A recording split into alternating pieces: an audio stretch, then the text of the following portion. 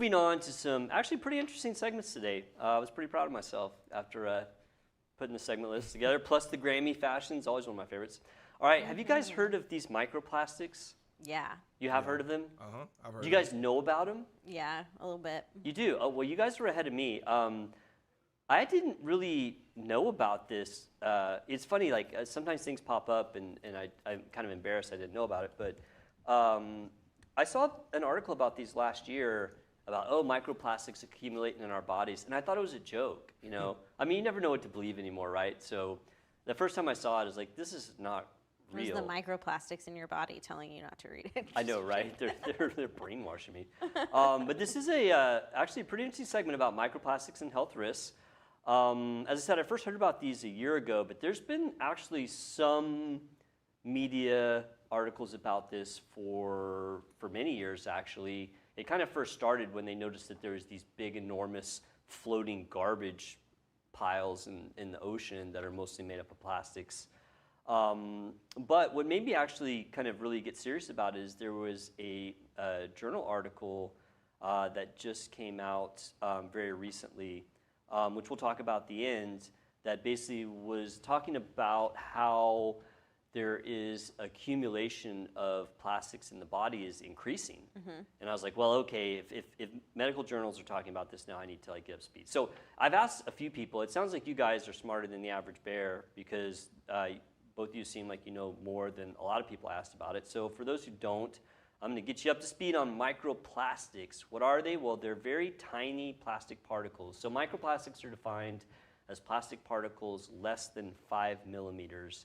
And then there's another subdivision called nanoplastics, which is a piece of plastic smaller than a micrometer. So a micrometer would be a 1,000th of a millimeter. So pretty small. And nanoplastics will become important in a minute. So where are these things found? Like they're literally found everywhere. I don't know if you guys know this, but these microplastics are obviously in the ocean, they're in our freshwater water systems, they're in the soil, the food, the air. These things are basically all around us. They originate in two different ways. So there's primary microplastics. So primary microplastics is when some company makes a very small plastic piece to accomplish some goal in a product. So like microbeads that might be like in a cosmetic or, you know, like an abrasive type thing, or abrasive materials like more industrial. That would be a primary microplastic because it's made like that. Like what's that stuff that's like sheetrock? Not sheetrock, but the insulation. Spackle? That's like, that stuff that's like almost, it like if it gets on your skin, it like makes you itchy. Fiberglass? Yes. Is that a plastic? I know it's glass, but. No, that's not a plastic. Okay. I think it's synthetic, obviously, but I don't think it's not like a polymer like plastic. Okay. So that would be different, but you're on the right track, like industrial type products. Yeah. So the main source of microplastics is from secondary microplastics. Now, as you guys could probably guess if I put you on the spot, which I'm not going to do, secondary microplastics is when bigger pieces of plastic just break down over time. And this happens in the ocean. You know, water, continual water agitation can cause the breakdown of plastics over years, just exposure to the elements, and just general degradation. So, okay, so these microplastics are out there, right? So how do we get them? You know, how do they get in? Because, you know, the gist of this is that they're collecting in our bodies. How does that happen? Well, the biggest exposure is ingestion. Yeah. And I'm going to tell you, like, this article that I read really kind of soured me because one of the first things it says is that microplastics are very high content in seafood, most specifically bivalves, which is oysters, which I love. Yeah, because they filter the ocean. Yeah, they filter the ocean, and they suck these microplastics up, and then they get caught in their bodies, and then I eat all these oysters like 24/7. I'm probably laden with microplastics. So seafoods, table salt has it, bottled water, like water that's sealed in a bottle has microplastics With plastic, though. Yeah. Processed foods have also a lot of microplastics in them.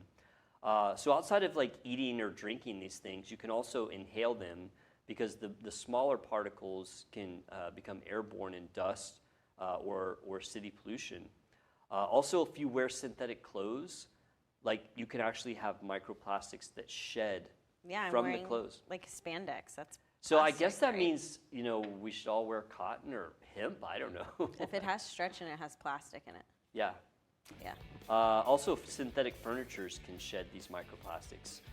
The other way that you can get exposed to these is directly on your skin. So that would be like the products like we were talking about. Textiles also have a lot of microplastics. So, okay, we know what these things are. We know where they come from. We know how you get exposed to them. Are they harmful? Mm-hmm. What do you guys think? Think these are bad for us? Yes. I mean, I just can't imagine that plastic accumulate in your body can be healthy. No. But to be bluntly honest, like I try to always be, it is actually unknown what the health risks are for these microplastics. Yet.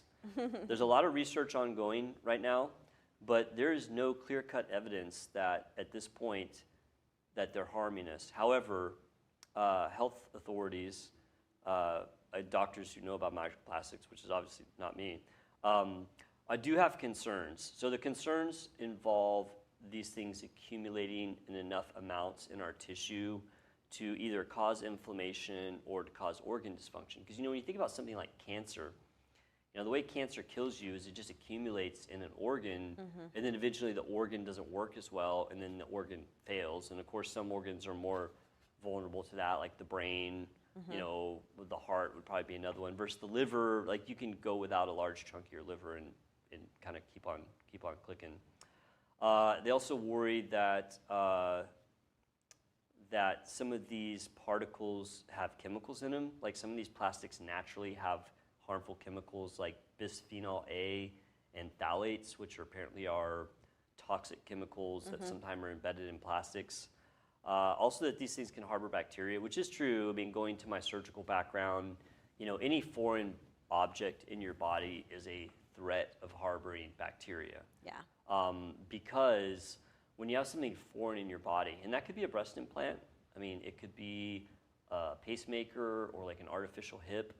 If bacteria get on that object, it's almost impossible for your body to clear it because we have a very good immune system which can kill bacteria, but it can only kill it if it has contact with blood vessels, right? Because the blood carries our white blood cells, which attack things. And when there's something artificial in your body, it's like a harbor. If the bacteria shed off of it, then the body gets them, but you can get these smoldering infections from artificial objects in your body, which that does start to sound dangerous. Yeah. If these things are accumulating. So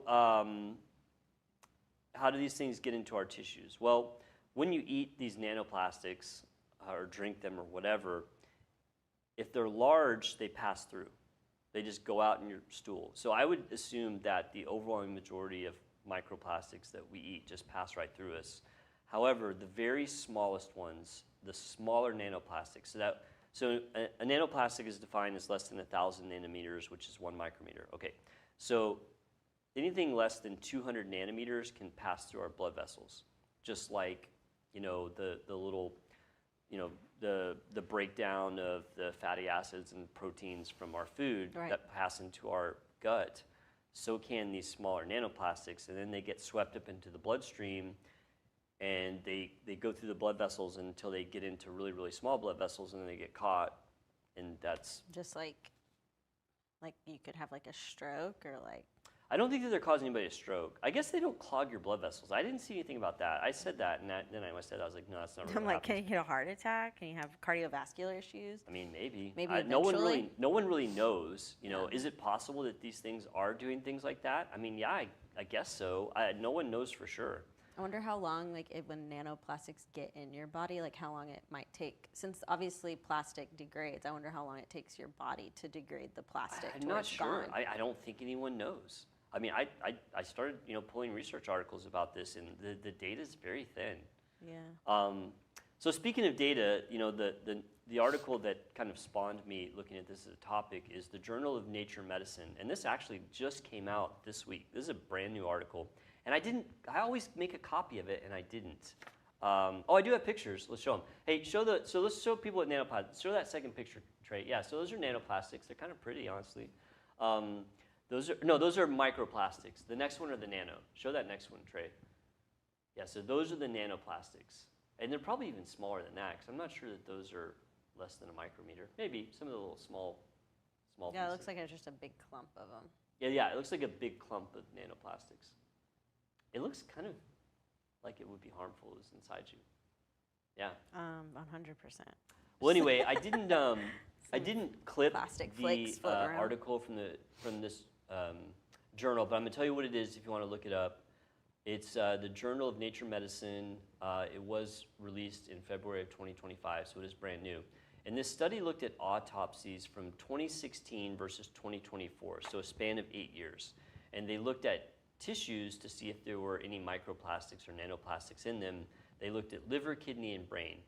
And the most shocking thing, there's two shocking things in this study. Number one, between 2016 and 2024, there was a 50% increase in the amount of microplastics that they found in brain tissue.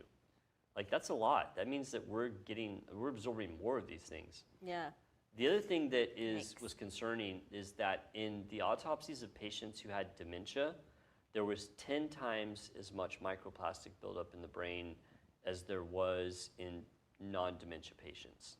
And so that brings up a big question of, is this an issue where microplastic accumulation in the brain is causing dementia, or is it that when you get dementia, it allows more of these microplastics to accumulate? They don't know the answer to that, because the snap judgment might be, oh, microplastics are causing dementia because these brains have more in them, and that's not known. So, I mean, it's a possibility, but it's just not known at this point. Well, did you find anything? I've always heard or like saw, because it's big on like social media, microplastics. I have seen a couple things, but not a lot. I've seen like a lot of it having to do with like hormones, like it disrupting your endocrine system, and like specifically with men. I did Like not it gets see like anything it causes specific them to that. have like issues with like erectile dysfunction and all that kinds of stuff, like low testosterone. Oh, like all now that kinds you of mentioned crap. that, somebody asked me if I'd seen the article about it accumulating like in the testes. Yeah. Yeah, like in the testicles. In the article I read, it didn't mention that, but they were looking at specific organ systems. But once again, I think the data on this is really thin. I mean, I think it's something that we know is happening, but we don't really know. Because it's new. Like, It's new, when did yeah. we ever think that we were going to be Absorbing plastic. accidentally? We're gonna be like Plastic Man. Yeah. We're going to have to, like, start taking, like, medicine to, like Just purge our plastics. make our stomachs more acidic so we To can, like, dissolve it. yeah. So, this Take brings our up. our plastic dissolving pill at once a month. I know, right? We need to alter our genes. So, I mean, I guess, the first question that pops up is like, should the average American worry about microplastics? I think it's definitely something that we want to keep on top of and follow the research. I think maybe like what I've been doing, like instead of recently I got rid of a lot of my plastic like Tupperware that I put in the microwave and I like reheat stuff with. I've replaced it with glass. Okay. So like the glass Tupperware, it has Specifically, plastic lids. did you do that because of this microplastic thing? Yeah, because I was You like, did? Wow, Sarah, you're like ahead of the curve. because I thought it was Wow. like, I don't want to use, whatever I can do to like prevent it further. Like I usually don't buy plastic water bottles ever unless I have to. Wow. But obviously I'm drinking out of plastic right here. Yeah, you try to avoid it when you can. Yeah. So that does bring up the last part of this segment, is how to reduce your exposure, and you hit a lot of things on the head. Not using single-use plastics, so water bottles. Single-use water bottles. I think the single-use are more likely to shed than others. At least that's what the article was kind of indicating. Definitely. Things in like plastic packaging, which is literally everything. Avoiding synthetic textiles. Using water filters, because there is a lot of this. Like if you drink water out of the tap, you definitely want like a really good water filter on it. Using or eating fresh foods over processed foods. Fresh foods have much less microplastics in them than processed foods. And then using air filters to kind of keep it out of. I'd be interested to see the demographics of those dementia patients, if they were in low-income areas, so that they probably did eat more processed food. I mean, it's possible. I don't think the article went into that much detail, but I'll pull it back up and take a look. I think that probably this is something we're going to be talking about again in the future. I feel like this year there's going to be some more articles come about microplastics because it's kind of hitting that critical mass where, right now I think a lot of people don't know about them, but some people do, and it's just going to kind of keep spreading, and then it's going to become a bigger thing. It's going to get on somebody's algorithm. Yeah, yeah, right. So.